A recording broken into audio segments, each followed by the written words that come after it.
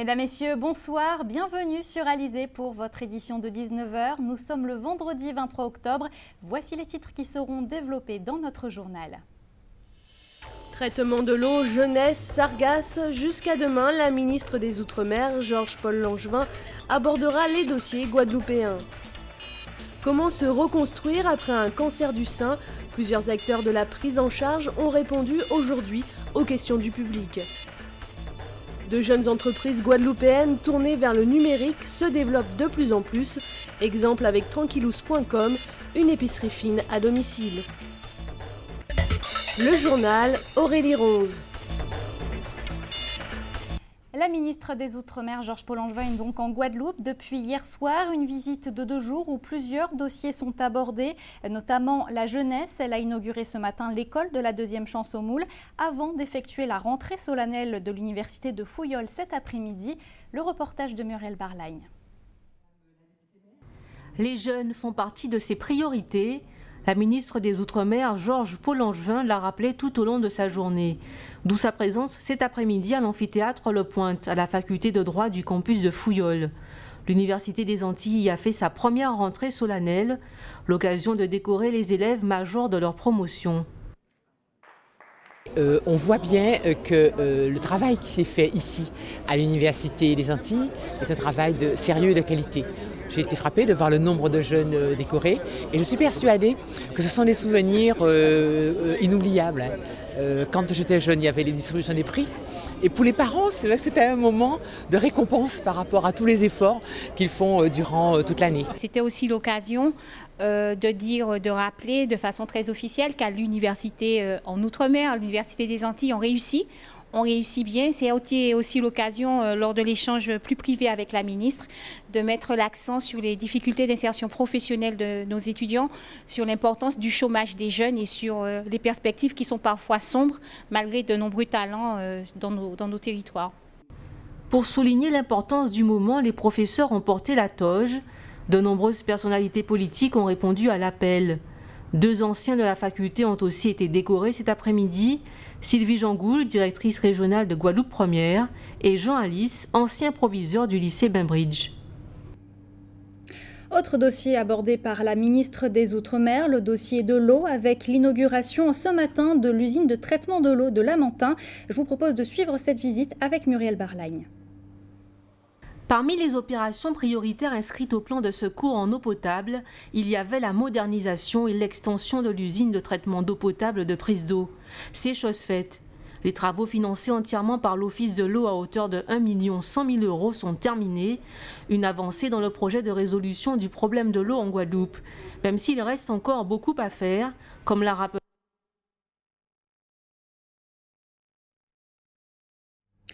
Enfin, ce soir, les marins-pêcheurs avaient demandé une entrevue en sous-préfecture avec la ministre des Outre-mer, Georges-Paul Langevin. Cela concernait l'interdiction de pêche pour cause de chlordécone. Le mois dernier, ils avaient une réunion avec la promesse d'un dispositif d'indemnisation dont ils attendent encore les résultats. 4 représentants du comité régional de pêche étaient présents ce soir. La ministre Georges-Paul Langevin ne s'est pas rendue à ce rendez-vous. Elle a dépêché à la place 2 conseillers. Des images signées Patrick Curie. Enfin, notez que Georges-Paul Langevin se rendra demain à Marie-Galante pour une séance de travail sur les algues sargasses. Justement, on va parler environnement maintenant avec l'Observatoire régional des déchets qui a présenté aujourd'hui le bilan de ses activités. Créé en 2013, il a pour but de faire un état des lieux très précis de la situation dans notre département, le tri, la collecte ou encore le recyclage. On fait le point tout de suite avec Anne-Elisabeth Artsen. Selon l'Observatoire de déchets de la Guadeloupe, le bilan est plutôt positif. La production de déchets est stable. En 2014, 370 203 tonnes de déchets ont été collectées par les centres de tri et de traitement guadeloupéens. 31,2% de ces déchets sont revalorisés par les filières adaptées. 18% sont pré-traités et expédiés dans l'Hexagone. 13% de ces déchets qui sont traités sur notre territoire le sont par le compostage, le recyclage des pneus ou la revalorisation des palettes en bois. La création de filières est donc de richesse, fait de nos déchets de véritables ressources. Toujours selon l'Observatoire, même si la collecte sélective est une réussite, la qualité du tri reste encore à parfaire. L'Observatoire des déchets travaille d'ores et déjà à de nouvelles méthodes pour l'amélioration de cette collecte. Économie, à présent, on va s'intéresser ce soir à la filière banane. Depuis 2013, les producteurs de la Guadeloupe demandent une augmentation de l'aide européenne qui leur est allouée depuis 2007. Karine Gelman a rencontré un producteur à Capesterre-Belle-Eau, son reportage. 500 emplois supplémentaires, 500 hectares de plus pour obtenir 100 000 tonnes de bananes, mais ce à une condition pour les agriculteurs, une augmentation du POSEI, l'aide compensatoire allouée depuis 2007 à chaque région productrice de bananes. Justement, nous sommes en cale sèche. Nous n'avons pas de réponse, nous n'avons pas de retour, malgré toutes les relances que nous avons faites. Le président du groupement a écrit plusieurs lettres de nouveau au président de la région et au ministre. Et nous n'avons pas de réponse. Et là aussi, c'est frustrant qu'on vous réponde oui ou non, qu'on vous réponde quelque chose, mais on ne peut pas vous laisser comme ça sans réponse. C'est pas normal, c'est pas correct, c'est inacceptable. Le POSEI représente 31 500 000 € pour un tonnage de près de 78 000 tonnes, soit une aide de 404 € par tonne versée aux producteurs. Autrement dit, pour atteindre le cap des 100 000 tonnes d'ici 2020, sans hausse du POSEI, l'augmentation de la production du tonnage est compliquée. Encore plus pour les jeunes entrant dans la profession. Les nouveaux jeunes agriculteurs, ce qui est difficile pour eux, en fait, c'est que justement, comme il n'y a pas de POSEI, comme il n'y a pas d'aide de fonds d'État, ils commencent à faire ils débutent leur exploitation et malheureusement ils ne peuvent pas encore s'étendre. Le problème c'est que vu qu'il n'y a pas assez de fonds, assez de POSEI, ils ne peuvent pas s'étendre. Il y a des producteurs qui par exemple ont 10 hectares mais ils peuvent aujourd'hui commercialiser que 3 hectares de bananes parce qu'il n'y a pas de fonds, au bout d'un moment ils n'ont plus de trésorerie. Une majoration du POSEI demandée dès 2013 par les producteurs de Guadeloupe. Pour l'heure, les 190 producteurs savourent une récolte de 78 000 tonnes, mais il est encore bien loin le tonnage historique des 319 084 tonnes de bananes. Et puisqu'il était question de bananes, notez que la ville de Trois-Rivières accueillera dimanche la fête de la banane. Les festivités débuteront à partir de 8h30. On en vient à l'actualité dans la Caraïbe. Ce soir, Jean-Luc Icard nous parle de travailleurs haïtiens exploités en République dominicaine. Nous irons également à Cuba et à Grenade. Voici la Minute Caraïbe.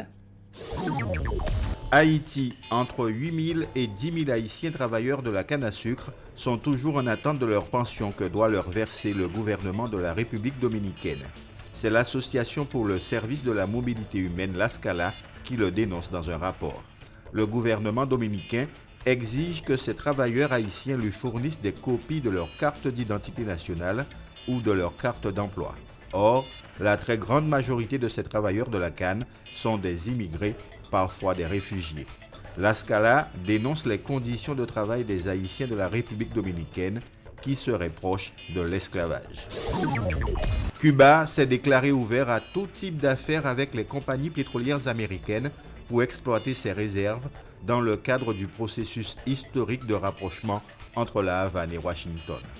Qu'elles viennent, nous sommes prêts, nous les attendons, nous avons tout type d'affaires pour elles, a affirmé Maria Yodalis Hernandez, porte-parole de la compagnie d'État cubaine Cupet. Les experts internationaux estiment que les eaux cubaines abritent des réserves de l'ordre de 5 à 9 milliards de barils de brut. Les autorités cubaines, elles, affirment que celles-ci vont jusqu'à 20 milliards.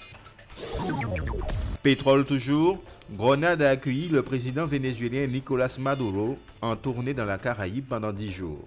Maduro souhaite développer des partenariats forts avec les pays caribéens, notamment dans le secteur du pétrole et du gaz. Avec le premier ministre grenadien, Kenneth Mitchell, le président vénézuélien souhaite aller encore plus loin en créant une zone d'échange commercial sans frontières entre ces deux pays pour faciliter les échanges commerciaux et la fourniture de pétrole et de gaz. Et restons dans la Caraïbe avec les Haïtiens qui sont appelés aux urnes ce dimanche pour le premier tour de l'élection présidentielle. Le président sortant, Michel Martelly, a d'ailleurs fait hier, comme à son habitude, des déclarations détonnantes. Il a confirmé qu'il quittera le pouvoir le 7 février 2016, conformément à la loi, et il a annoncé que dès le lendemain, il sera sur un char carnavalesque et qu'il reprendra à son métier de chanteur. Michel Martelly, on le rappelle, qui fait activement campagne pour le candidat de son parti, Moïse Jovenel, dont il prédit la victoire. Retour en Guadeloupe avec une autre élection. Les 9 et 10 octobre dernier, les parents d'élèves étaient appelés à élire leurs représentants. 31,75% d'entre eux se sont rendus aux urnes. Sont arrivés en tête les listes non constituées en association avec 1262 candidats, 879 candidats appartenant à la FAPEG et 415 candidats pour la liste FCPE. Santé, vous le savez, depuis le mois d'octobre, c'est le cancer du sein qui est mis à l'honneur pour Octobre Rose. C'est dans ce cadre d'ailleurs qu'aujourd'hui, le public pouvait rencontrer les acteurs de la prise en charge au CHU de Pointe-à-Pitre. Une journée où il était question de prévention, mais aussi de l'après-cancer. Comment vit-on après avoir fait face à cette maladie? Le reportage d'Anne-Elisabeth Hartsen et de Patrick Curie. Pour Hibiscus, tout s'est passé très vite. Il s'est révélé que la tumeur était maligne et qu'il fallait opérer. Rendez-vous pris avec un chirurgien, puis hospitalisation de 3-4 jours. Le processus de lutte contre son cancer était alors engagé. La tumeur était maligne et qu'il fallait opérer. Tout s'est passé assez rapidement. Le rendez-vous a été pris avec le chirurgien, une hospitalisation d'une 4 ou 5 jours. Je suis rentrée à la maison, naturellement entourée de la famille, parce que c'est très important d'avoir la famille autour de soi, les enfants. Moi, je n'ai pas de traitement, puisque pour chaque patient, c'est différent. Il y a des patients qui ont des traitements à la sortie. Je n'ai pas de traitement. J'ai un suivi tous les 3 mois entre mon chirurgien gynécologique et le carcinologue. Et puis, tout va bien. Et puis, on continue. Hein. Il faut écouter son corps parce qu'avec la vie trépidante que nous menons, nous avons tendance à nous oublier. Et maintenant, je fais attention à mon alimentation. Mon corps, je l'apprécie toujours aussi bien, si ce n'est mieux. Hein, je fais très attention, puisque maintenant que je suis en rémission, je pense que le mieux à faire, c'est de m'occuper de ma santé. Si de nos jours, le dépistage et la prise en charge des patients sont bien rodés, l'après-cancer du sein reste encore un sujet tabou. Reconstruction mammaire, traitement, suivi ou encore avoir des enfants, autant de questions qui nécessitent des réponses concrètes pour mieux gérer l'après. La reconstruction mammaire, ce n'est pas la première chose qu'il faut faire après le cancer. Après le cancer, il faut que la patiente soit suivie au moins 2 ans. Être stable au moins 2 ans, et après seulement on peut parler de reconstruction mammaire. Il y a des chirurgiens plasticiens sur le département qui peuvent assurer cette reconstruction en fonction des désirs de chaque femme. Toutes les femmes ne veulent pas se faire reconstruire. D'ailleurs, c'est exceptionnel en Guadeloupe que les femmes se fassent reconstruire. Alors, le sport est fondamental. Vous savez, quelqu'un qui fait du sport régulièrement pendant le traitement peut faire du sport. Il faut faire un sport adapté. Mais après le traitement aussi, il faut faire du sport. Et justement, une femme qui fait du sport régulièrement, qui marche 1 heure par jour, 5 jours par semaine, ou une demi-heure tous les jours, les 7 jours sur 7, réduit d'environ 30% le risque de récidive de son cancer. Guéri dans 9 cas sur 10 s'il est détecté à temps, il n'en demeure pas moins la première cause de mortalité par cancer chez les femmes, avec près de 12 000 décès par an en France. Et notez que dans le cadre d'Octobre Rose, la ville de Pointe-à-Pitre accueillera ce dimanche une grande marche. Le rendez-vous est à 9 h devant l'hôtel de ville. Un tout autre domaine, nous allons maintenant vous présenter un site en ligne d'épicerie fine, une start-up comme il en existe de plus en plus en Guadeloupe. Ces jeunes entreprises tournées vers le numérique sont en plein développement. Karine Gielman a rencontré le fondateur du site www.tranquillous.com, son reportage. Envie de légumes locaux sans prendre la voiture? Via Internet, tout semble possible aujourd'hui. Avec Tranquillous, jeune compagnie de 2 ans, une épicerie fine qui fait ses débuts dans l'e-commerce. Économie numérique, certes, mais alliée à l'économie traditionnelle. La majorité des producteurs, en fait, sont des producteurs que j'ai contactés directement en allant sur le marché. Après, pour pouvoir voir ce qu'ils proposent en termes de production, je me suis rendu directement dans les champs. Tranquillous est suivi par Audacia, une pépinière de start-up qui accueille régulièrement des entreprises issues du numérique. Un modèle d'entreprise qui se développe en Guadeloupe. Nous avons des start-up qui se mettent en place, mais après, sur le plan politique, il n'y a pas la politique qui suit en fait. C'est-à-dire, il n'y a pas cette envie de booster, cette envie de donner aux jeunes la possibilité en fait de créer une entreprise, de créer une start-up justement, et de pouvoir être à la conquête du monde en fait. Se développer, le maître mot de la jeune start-up avec une ambition à l'international. En tout cas, en fait, c'est de développer l'entreprise sur le territoire national en proposant en fait les meilleurs produits que nous avons aux Antilles. C'est-à-dire que ce soit un client qui se retrouve sur Paris, le Nord, sur la Bretagne, qui retrouve en fait chez lui le savoir-faire des Antilles. Ça, c'est notre souhait. Que ce soit un client qui se retrouve au Canada, mais qui retrouve également en fait les meilleurs produits que nous avons aux Antilles. Ça, c'est le souhait en fait de Tranquillous. On a sélectionné la farine de coco, la farine de manioc et aussi en fait le kilibibi, le fameux kilibibi. Fini les embouteillages ou les courses les jours de repos, une épicerie fine à votre service est disponible donc sur Internet. Vous n'avez plus qu'à suivre les recettes proposées par Tranquillous. Et voilà une bonne idée en tout cas. Cette information pratique maintenant avec les travaux de nuit sur le pont de la Gabarre qui se poursuivent. À partir de 20h ce soir et jusqu'à lundi 5h du matin, la circulation sera interdite dans le sens Bémao-Pointe-à-Pitre uniquement la nuit, donc entre 20h et 5h du matin. La circulation sera maintenue dans les deux sens de circulation dans le sens Pointe-à-Pitre, Bémao. Un mot de sport mécanique avec 23 équipages qui prendront le départ demain du rallye Karoukera 2015. C'est l'avant-dernière manche du championnat automobile. Le rallye se déroulera donc demain et dimanche au Lamentin, à Jarry et à Grandfond. Avant de vous laisser, vos conditions météo pour demain, le soleil devrait dominer le ciel guadeloupéen. Il pourrait être accompagné de passages nuageux qui pourraient donner lieu à quelques gouttes de pluie, mais rien de bien méchant. Les températures au réveil entre 26 et 29 degrés. C'est la fin de cette édition. Merci de votre fidélité. Dans quelques instants, le journal de TF1 suivi des pronostics hippiques de Prévert-Mayengo. À 20h, vous retrouverez votre émission hebdomadaire Télescopie. Ce soir, Jean-Luc Icard reçoit Élie Domota, secrétaire générale de l'UGTG et porte-parole du LKP. Du divertissement ensuite.